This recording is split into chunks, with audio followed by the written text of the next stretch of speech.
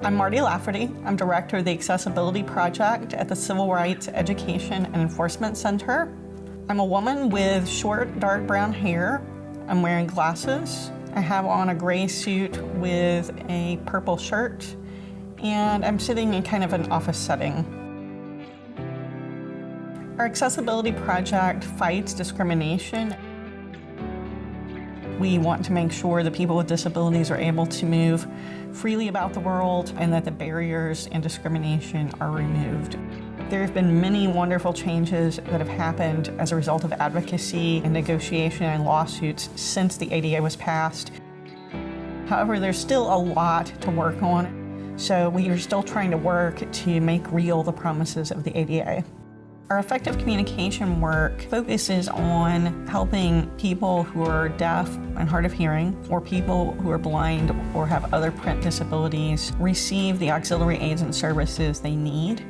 Typically, even when we're taking a case just for one person, these cases often impact a large group of people with disabilities. So one example of that would be that we represented a woman who is deaf and also has a mental illness. She was admitted to a behavioral health unit of a hospital. So she was trying to get mental health treatment, was not given interpreters, and really didn't benefit from the treatment. In fact, if anything, her mental health was harmed during that period because she was so stressed not being able to communicate with the medical personnel.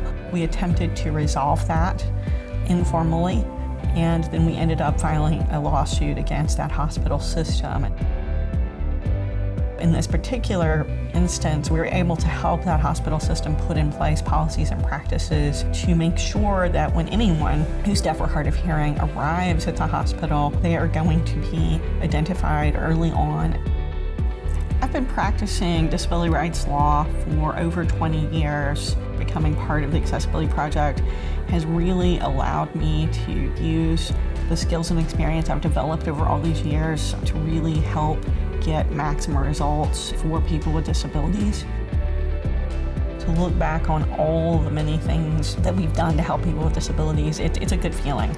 We're doing a lot of work in correctional settings. There's a huge problem with prisons not wanting to provide accessible phone programs. For example, a regular telephone is not going to work for somebody who is deaf.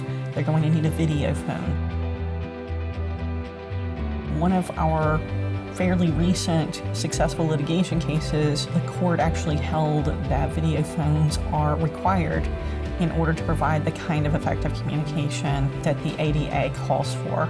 Another one is physical accessibility of the world. We do quite a bit of work investigating cities to see whether their pedestrian paths of travel are accessible.